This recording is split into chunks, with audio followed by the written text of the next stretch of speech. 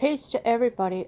This story is about Nick Cannon speaks up about R. Kelly sexual abuse allegations. These are little girls.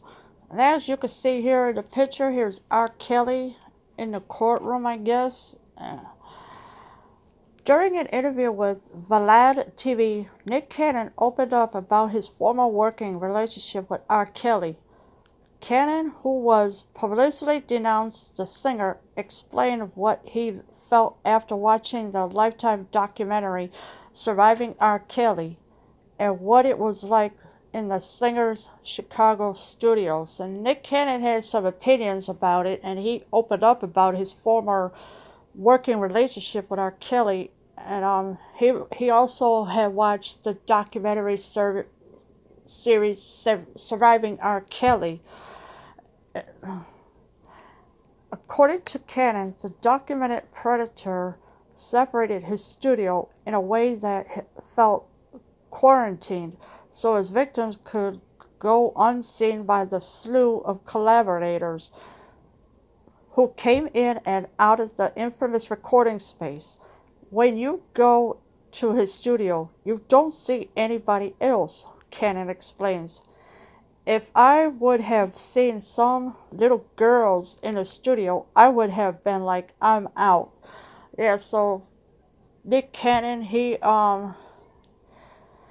is saying if he would have saw little girls go into his studio, he was out of there because he does not want to be the next person to say all that. Well, Nick Cannon helped do this and Nick Cannon helped do that.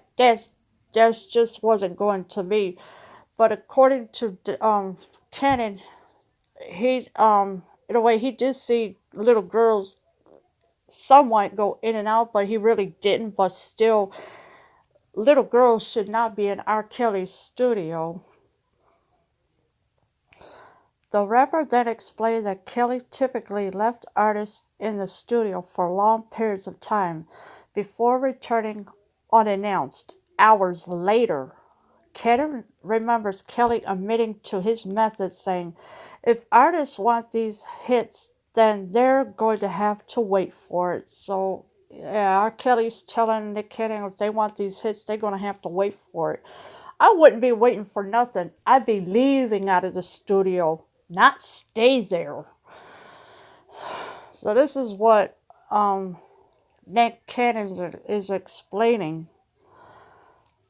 Despite never seeing the many women Kelly allegedly had locked up in his studio, the rapper does acknowledge that Kelly's actions should have been condemned back then as they're being denounced now. Yeah, so R. Kelly should have been condemned back then, but he got acquitted for those child pornography charges, and I still don't believe anything R. Kelly is saying because, I mean, it's all lies.